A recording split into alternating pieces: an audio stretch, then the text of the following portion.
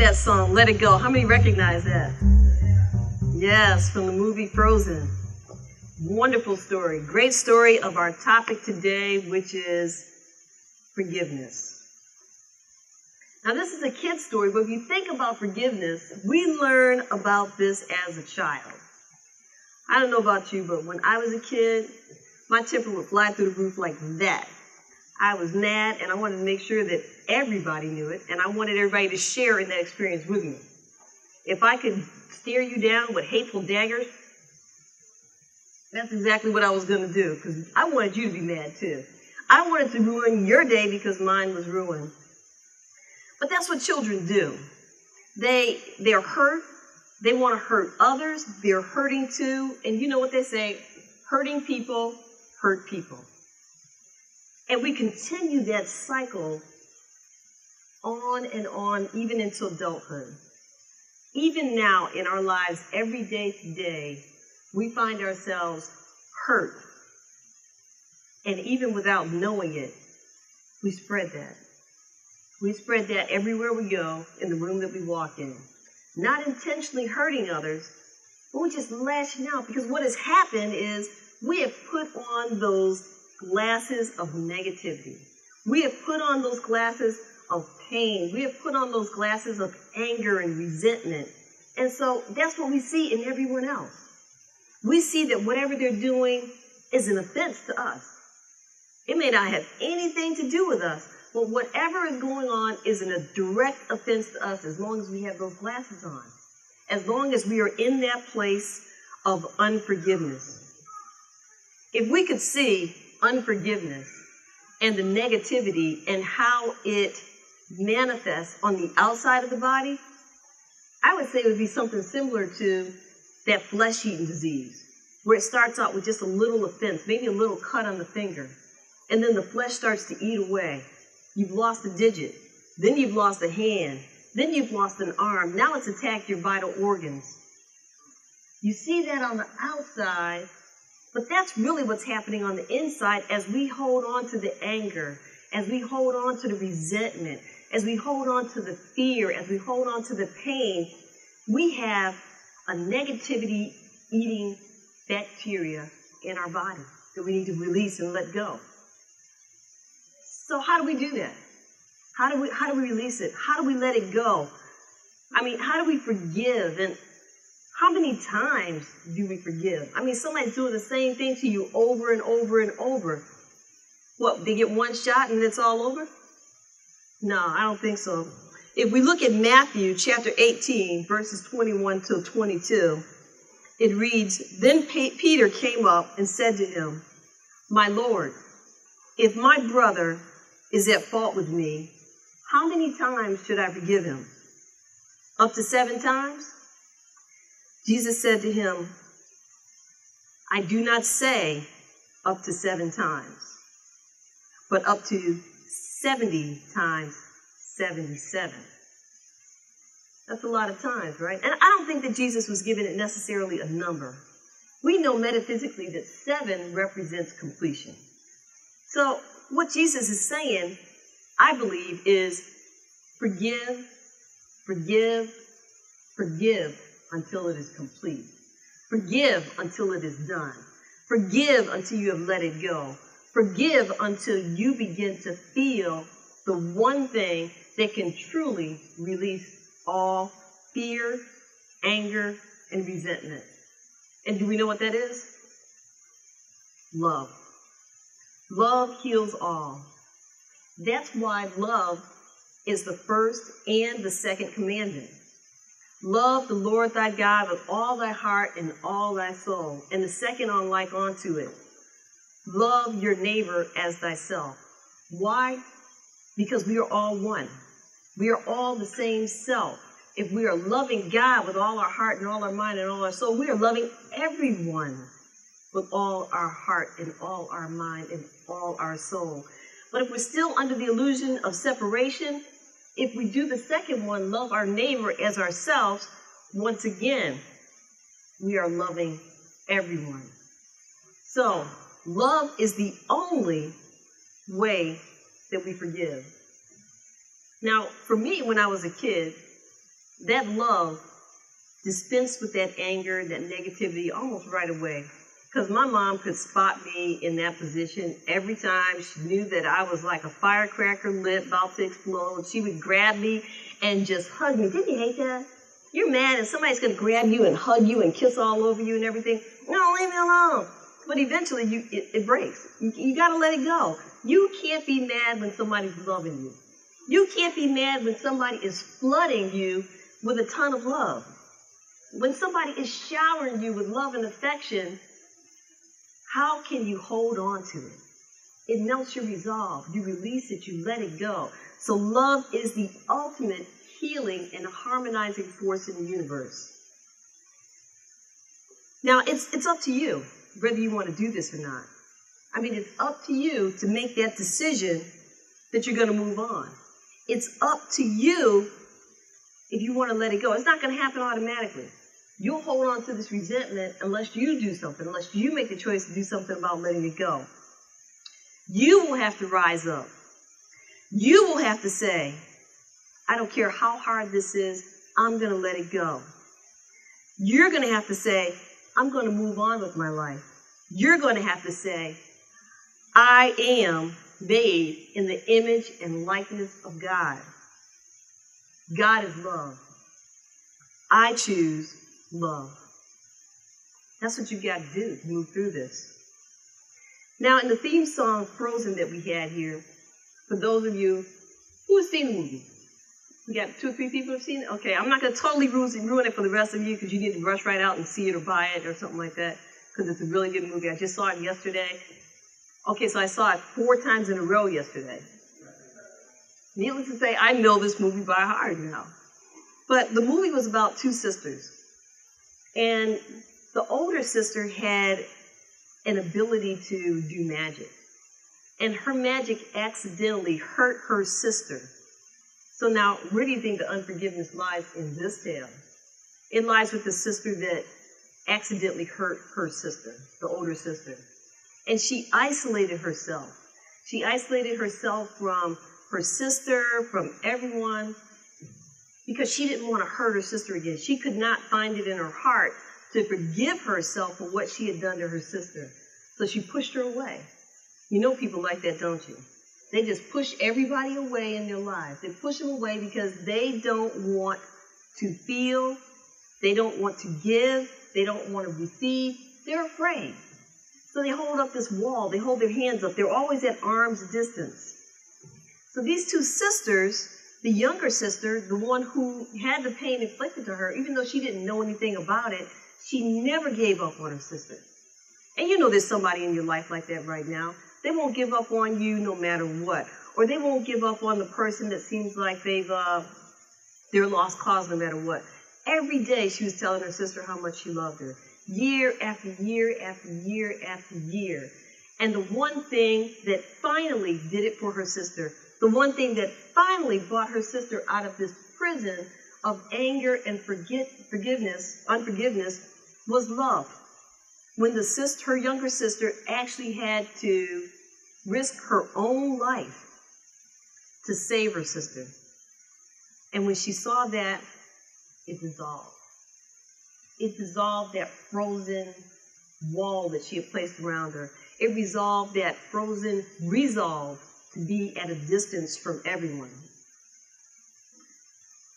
We all get discouraged. We all get hurt. We all endure some kind of pain. I mean, it really, if you think about it, it doesn't take much to offend us.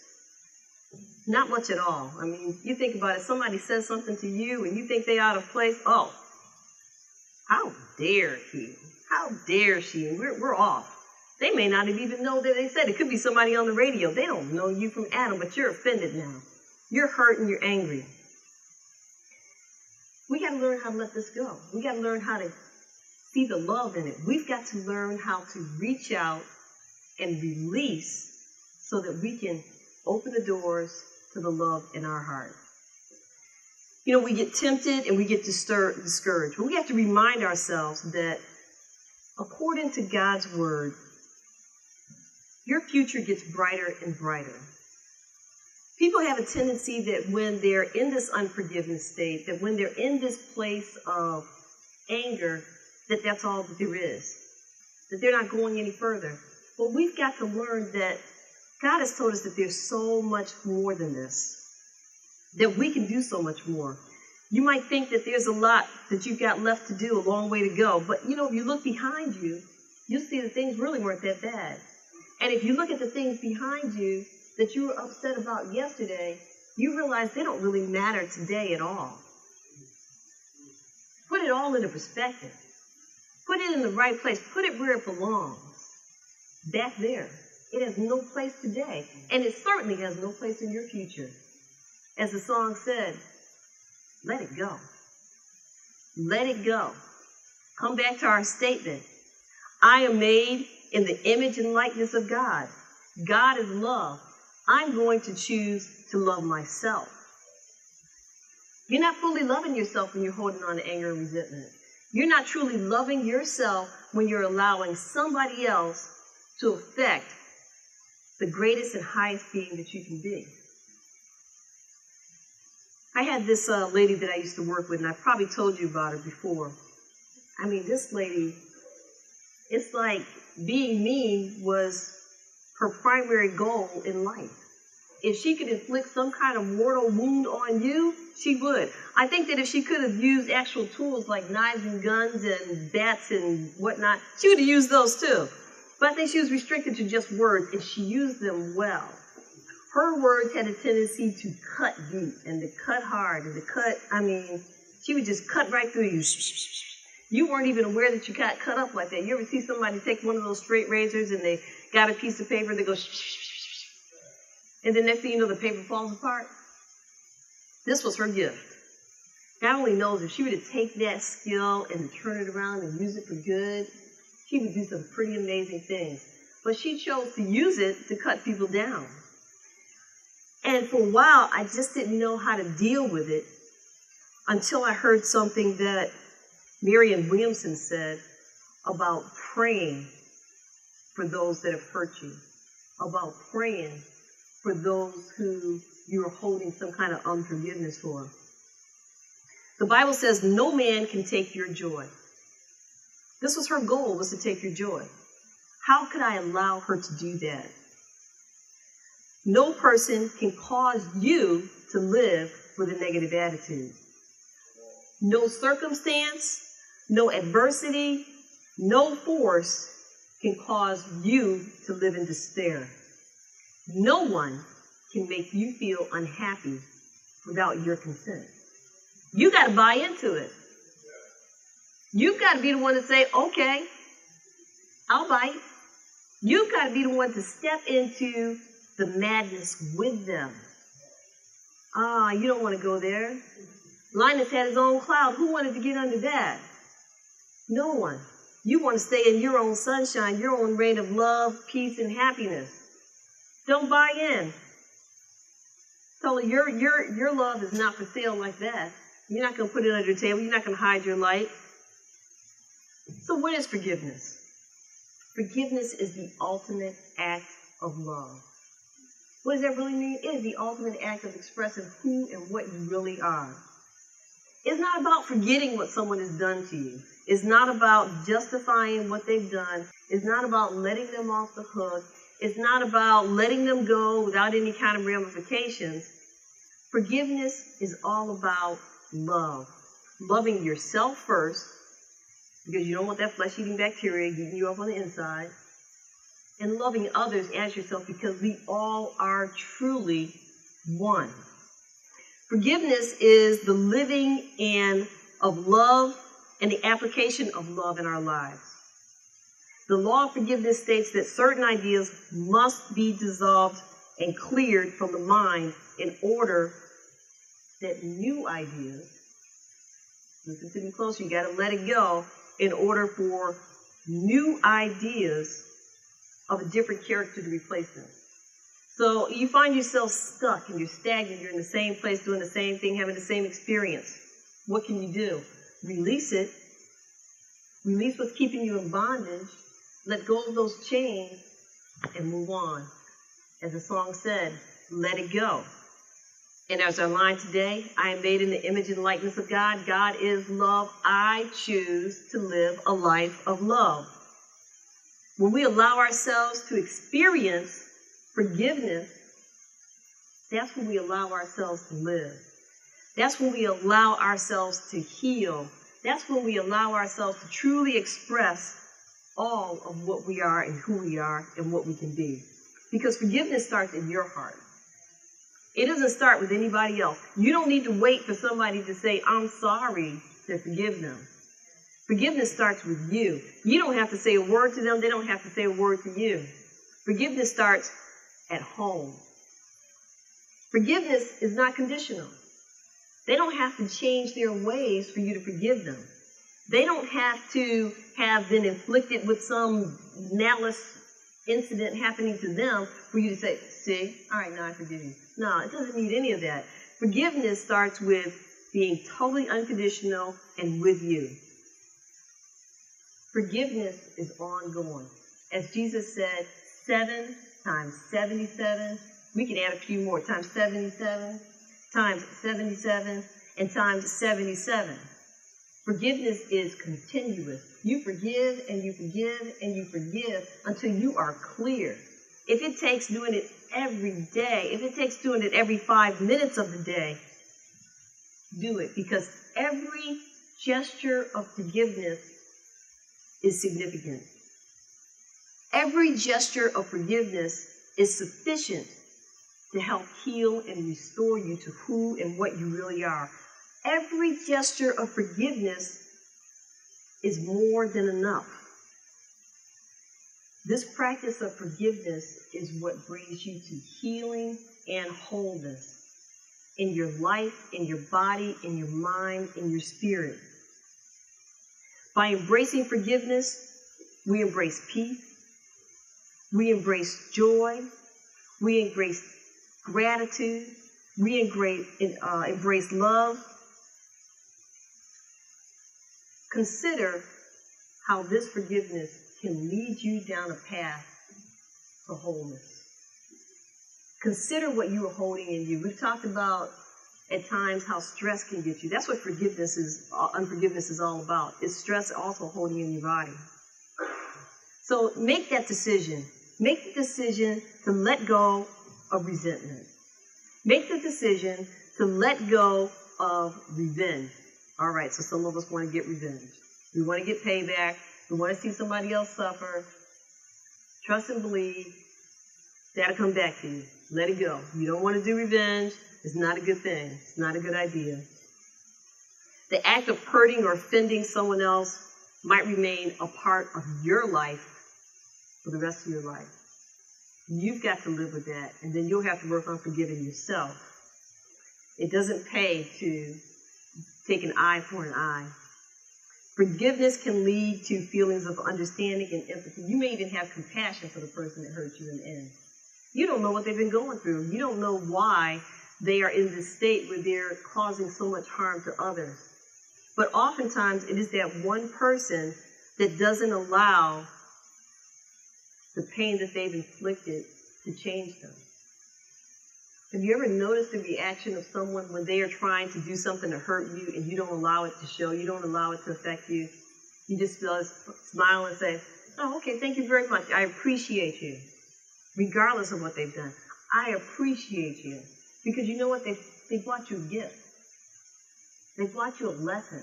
And even though it may not look like it right now, it truly is something that is to your greatest and highest good. So here are some benefits that I want to talk about of forgiving someone. Healthier relationships. You don't bring that act of unforgiveness. You don't bring that pain into your current relationships. I've seen people that they go to work and they're suffering all these things at work, or so they think they're suffering all these things at work. And so they come home and they take it out on their spouse. Now they got problems at home in their relationship. Now they got problems with their mate. They got problems with their kids. And it just permeates out into the rest of their life. So bring that unforgiveness home. And even if you need to, start with the love right there. Forgiveness brings a greater spiritual and psychological well-being.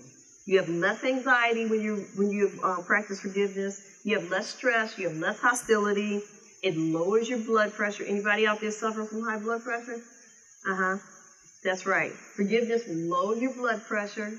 All right. Now, these are scientific things. They've proven that. So, you're going to hold on to it. Just hold on to all that stuff you need to do with the high blood pressure and taking the medication and all that stuff like that. Let it go. Saul said, let it go. Just let it go. And you have fewer symptoms of depression. That negativity, I'm telling you, it'll bring you down in so many different ways. You want to blame it on something else. Well, it's genetics. It's in my family. Well, maybe unforgiveness has been taught to you from the beginning. That's the genetics that's in your family. All right? It is not all about, it's about you. It's about what you do. You have the ability to change it. It may have been in your family for years, but you can change it right here, right now, today. You don't have to let it go on. Change your DNA. Change your body history. Change it all. Let it go. Merriam-Webster says, and I talked about this earlier, forgiveness. If you want to change it, pray for them. Pray for their happiness for 30 days. Every morning, 5 minutes if you can, and the alchemy will occur. The greatest power to change the world is to change your mind about the world. All minds are joined because we are one. Either you will change or you won't care. It's just that easy. You will change or you won't care. I got to the point where I didn't care if the lady was being mean and nasty. It had nothing to do with me. And it just felt like a weight was lifted off my shoulder. What's hard is walking around with anger and toxicity, bitterness and blame. You see, the universe is self-organizing and self-protecting. If anybody does anything to you that was a transgression or betrayal, the universe is already on it. You don't have to do anything about it. To make sure you get whatever is needed or whatever was taken away from you. You know how you feel like somebody did something, they betrayed you, they took something away from you? Well, what Merriam-Webster is saying here is that you can't take it from you what's already yours. What is for you is for you. What is for me is for me. That's why we practice that there's no lack of limitation. That's why we practice that there is an abundance, that there's a storehouse of abundance that is just for you. She goes on to say that there is divine compensation. If your heart is closed with unforgiveness, you won't be able to receive what the universe has for you. It won't happen. If you shut down because you've got this unforgiveness, all that is already yours is already planned out. It's already sitting out there in the universe. It's got your name on it. It's waiting for you. But if you're not open to receive it, you won't get it. It's going to stay right out there. Whoever it was that you think took something from you, they didn't take it from you. You took it from yourself. Be open and receptive. Release, let it go. Because it is held in trust for you until you're ready to receive. And as long as you keep your heart open to the universe will find another way to bring it to you. If your heart is not open, you won't have it. Don't allow anyone to steal your happiness in Spirit family. Don't allow anyone to steal your joy.